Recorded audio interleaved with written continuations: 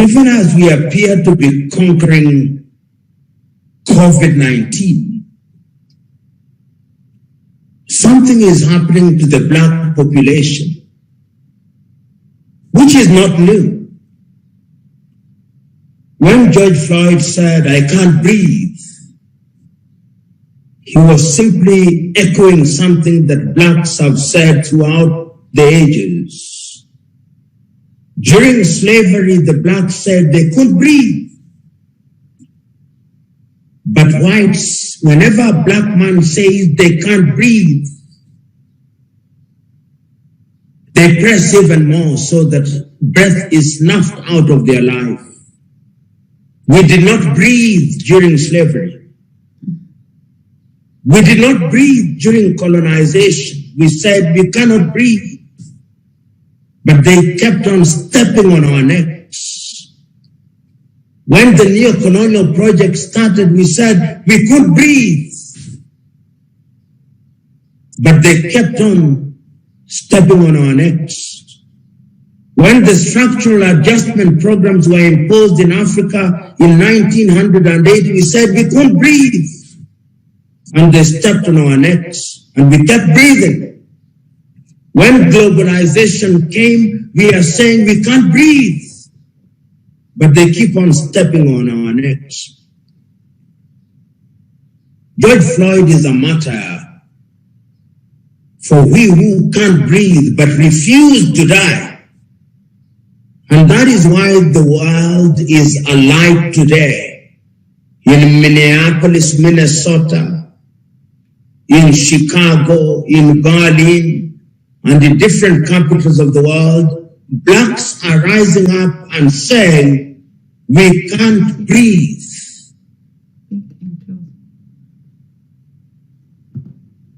And I think it is sending a strong message to us. Okay.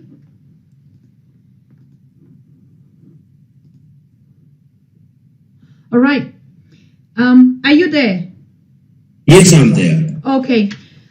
Yes, we can breathe. It is a strong message, and we've been having a couple of guests here on the show for the past days, and we're talking about this can't breathe. And most guest speakers are also saying this I can't breathe is going to be the narrative that would change the face of Black people worldwide, and automatically can also signify that Black people worldwide and the African continent cannot breathe until we are united. We can't breathe. And so let me just go ahead and read what you wrote.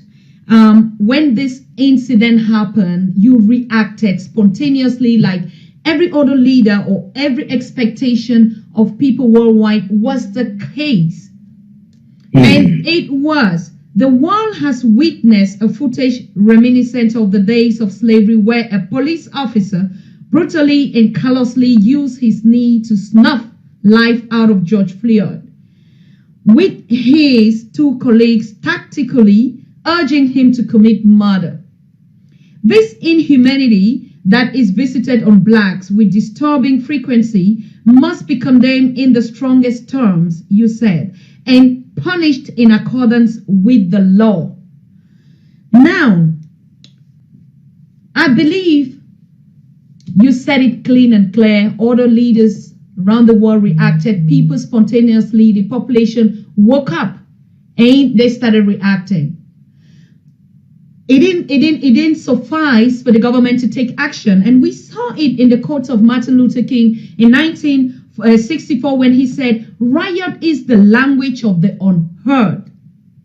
Do you think that if the United States government had reacted immediately when these videos went circulating, without people going on the street to just have passed the judgment that they have passed, it would have actually changed the situation that we are currently experiencing now? Perhaps yes, perhaps no. But what happened in Minneapolis is with precedent. America has seen cases before that of George Floyd, where young black African Americans have been dealt with ruthlessly as if they were children of a lesser God. And as Martin Luther King Jr. once said, and rightly so, that riot dramatizes our anger and is the lingua franca that the whites who believe that blacks are children of a lesser God understand. So that even if those individuals had been arrested beyond the dismissal and taken to court, I believe there was still a need to dramatize our anger.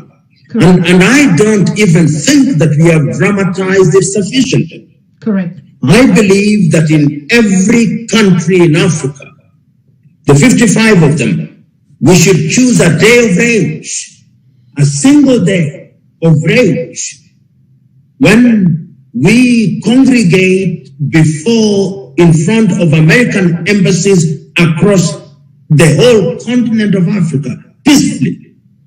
And we present petitions to the ambassadors expressing our rage. I look forward to that day, and I expected, and I still expect, that the African Union is going to lead that day of rage, and that the chairman of the AU is going himself to appear at the embassy of the United States of America in Addis Ababa, Ethiopia, on a day that we must choose, at an hour that we must choose, so that we express this day of rage. It is critical, it is important, because it will demonstrate to them that black lives matter. Yes, I fully agree, because that was going to be the next part that I was going to come to say, what about us on the continent rising up and those in other cities in the diaspora? But one thing that has actually triggered people to understand that even amidst a pandemic and COVID and the social distancing, now it's just as if life was normal. People break the bounds of social distancing. Nobody was afraid again of what would be a contaminated disease, because at least human lives matter. And so if we're going to die in such conditions, what does social distancing mean or apply to us? And so I am agreeing. We are agreeing from the Pan-African Daily TV. And I know the audience that is here with us are already agreeing and say, this is the kind of leadership, this is the kind of action plan that we want to see from our leaders, to whom you or one of them, the think tanks of the continent, should rally out and massively condemn this act. For that, I give you 100%, and that we are behind you. All of us are going to travel. Whenever you need us, we're going to be on the next flight. Just tell us how we're going to organize ourselves, and we would be out there in our numbers. Now, coming back to the AU's reaction, I think, do you see it as a first reaction? I mean, we know, we've been saying it a couple of times, and you say they're still dogs. Even if they're toothless, they're still dogs. Yes, and we are seeing that for the first time, or I don't think for the first time, but one of the major times now that we're seeing the AU chairman come out in strong terms with other leaders and saying, we have to put an investigation. They did not only just condemn the act, but they say an investigation committee would be set out to monitor this change. Do you think that there could be sanctions that would follow from the continent in case these investigations are carried out? What kind of consequence might follow? I think that what the AU has done is to be commended. The fact that a statement was issued through the office of Chairman Mohammed, that is a good thing. But I would have loved to see a footage of Chairman Mohammed, not him speaking through a spokesman. I want to see him on live television because he has the facilities. I want to see him on live television speaking about and against what has happened. so that we can look at his body language, we can hear him speak, and I want to see him rallying African heads of states and government to speak about this. And it would also be useful if he would request African governments to issue specific and carefully worded statements to all ambassadors of the United States of America in the 54 countries, so that the message is clear. The message is clear. Normally, I have a problem when people speak through their spokesperson because they want to have a room for maneuver. They can disown the spokesperson. I want to hear people speaking themselves so that when they are quoted as them. When they are next on the chopping board, they are the chopping board as them, so that they don't claim it was my spokesperson. I would want to see Chairman Mohammed doing that, but I accept that what has been done, and I believe this is an initial first step, is a good thing. The next thing, of course, I do not know whether in a few hours ago, President Matamela Cyril Ramaphosa, who is the chairman of the African Union, should also issue a statement. The former heads of states, led by President Olusegun Obasanjo, should also speak about this, so that the message is clear. And the message must not only come from the continent of Africa, the message must also come from the Caribbean.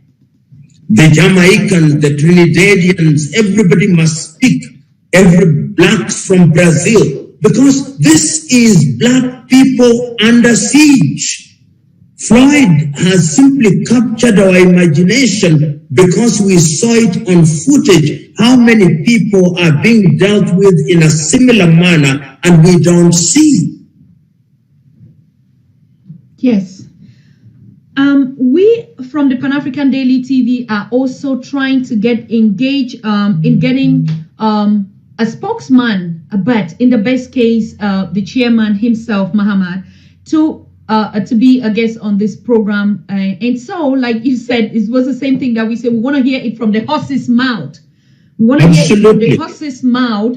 And why not? We cannot be going behind the bars when we're talking straight talk and talking and addressing things that other people, J.C. Jackson and the movements and other blacks are going up on the street and taking even the bullets and pepper sprays. And now we even see the mixture, because if you look at in the past, probably even our white brothers out here are also standing up and saying, you know what, it is enough. It is enough. We cannot continue to coexist as human beings on a planet in the 21st century in this kind of uncivilized and primitive manner in its real terms.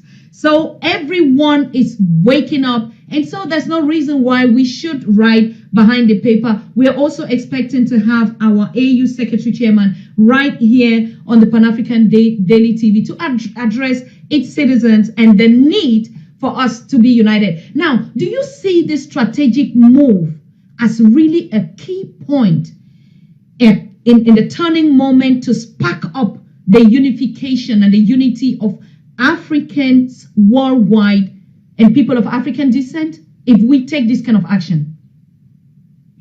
That is very true. But before I answer the question, I must agree with you that our brothers and sisters who are of the white folk must also rise up and tell their brothers and sisters who have not been liberated from the myopia of racism to discard the primitive activities that they engage in. And there is no shortage of whites who are in solidarity with the black population. And we must encourage them because they have always been there at critical hours. So they must be encouraged, and we must not be in the business of condemning every white man and white woman. They are good white men and white women who want the right thing done because they know that we belong to only one race. As Robert Mangaliso Sobuko said, the human race. Now, to answer the question, you know, in your lifetime and in my lifetime and in the lifetime of many people who have given us the honor and privilege of listening to us, we have never seen anything like this. Mm-hmm. We have never seen a situation where the world is literally shut down. We have never seen a situation where people are being evacuated from different parts of the world to come to the mother continent. We have never seen it. We have never seen a situation where all aircraft are grounded. We have never seen a situation where Africans are now beginning to realize that there are critical things that they must do themselves. If there was ever a moment in the life of our continent when we can come together in solidarity, this is it. In the last few months, I've had conversations with my kith and kin in the Caribbean, in Brazil, in Colombia, in Venezuela, in Norway, in different parts of Europe, and they are saying one thing. We are here in the countries of our birth or our nationality, whether they be Europe or America or Asia or India, but you can never abandon the mothership. And I think that this is the time when, if you listen very carefully and read very carefully, Marcus Garvey now makes sense. Yes. Great sense. When you listen now, W.E.B. Du Bois makes sense. Nkrumah now makes sense like he never made before. Nyerere now makes sense like he never made sense before. Africans in the diaspora, and I was having a conversation with my good friend, Dr. Ikana Chihambri Kwao, who is organizing something about the diaspora, and I was telling her, this is the moment. The iron is hot, and it must be struck now. The diaspora, the 230 million Africans who are resident out of the mother continent, must now organize and engage with the mother continent, and the mother continent must also have a receptacle for them. And I'm very happy in this regard with the President Nana Dankwa-Addo Akufo-Addo of Ghana, who last year introduced something called the Year of Return. And I think that we can build on that. And I hope that immediately after COVID-19, when the African governments meet, African leaders meet in Addis Ababa, Ethiopia, one of the critical issues will be how to ensure that Africans in the diaspora are integrated into the activities of the continent. So that, for example, the African Development Bank, where my good friend Dr. Adelshina Kilumi Adeshina is now under onslaught from the American government. Yes. We tell the non-African members, you go with your money so that you stop controlling us. The Africans in the diaspora can buy 25% of the African Development Bank. And it becomes a truly African bank with no Japanese, with no Americans, with no Irish. We can deal with them, but in our purity as an African Development Bank. This is the time. This is it. If there was any time that we waited for, divinely it is presented to us. Out of the wombs of adversity, there is glimmer of hope. Yes. Now you just went to the point, the next point, as if you already answered it. Now we're saying this alliance. There's an alliance and a movement. You've been talking to them. I mean, I know we are happy to have you particularly on this question and answer session, because the knowledge that you've been gathering, talking to the different communities out there has been so enormous, And now we're seeing this alliance that more than 1 million Black American families have signed up to relocate, to migrate back to the continent. And we are still seeing the mobilizing going on, and we're even anticipating that even after this revolution, double or triple that amount would be saying, you know what, this is the time for exodus. Like you say, Marcus Garvey could not have been wrong. This is the time that the people are going back to their fatherland and to their motherland, like the president of USA. If America is uncomfortable to you, leave. So, and we are going to see the black sheep that murdered our people in the oceans back to the motherland. Now the question is, they're returning back home. They're returning back home. How do you anticipate that? Ghana has already did open the sign. Now we're looking for possibilities. If we were to advise them, how we going to open up this process of their re-migration back to the continent. I still don't try to get a roadmap how they function. Susan, we must not be simplistic about it. There are those of our kith and kin who have as much claim to the United States of America as the white folk. In fact, it is the black people who built the United States of America. Correct. So if some of them choose to remain in the United States of America, they should do so without apology. If you look at our brothers and sisters from the Caribbean, you go to the London Underground, they are the ones who built the London Underground. Correct. So when they are in the United Kingdom, they should not apologize about it. If you find our brothers in France, they contributed. When the European tribes were fighting in the World War I and World War II, they got our kith and kin to join them. We contributed to the making of those countries. So those of our kith and kin who choose to remain in those places, they should not apologize. Yes. Those who are in Brazil, no apology. But those who choose to come back home, we who are in the mother continent must be prepared to welcome them. Correct. And I'm very happy, as I've already said, with President Akufo-Addo. I'm equally happy with President Paul Kagame in Rwanda, who, despite presiding over a very small country, has been very receptive to people coming from other continents. I want to hear countries such as the Democratic Republic of Congo, Angola, Liberia, Sierra Leone, Guinea-Bissau also saying the same thing, so that when they come back home, there is not another conflict of returnees. There is a seamless entry into the continent where they are welcomed and their expertise is utilized for the benefit of the continent. It's something that must be midwifed in a very deliberate and in a very careful way, and the people must be educated so that we don't give our haters another opportunity for discrediting us by saying, we told you, if you went back, they would mistreat you. We must welcome them with open arms, and I think that is the next crusade that we must be engaged in going forward.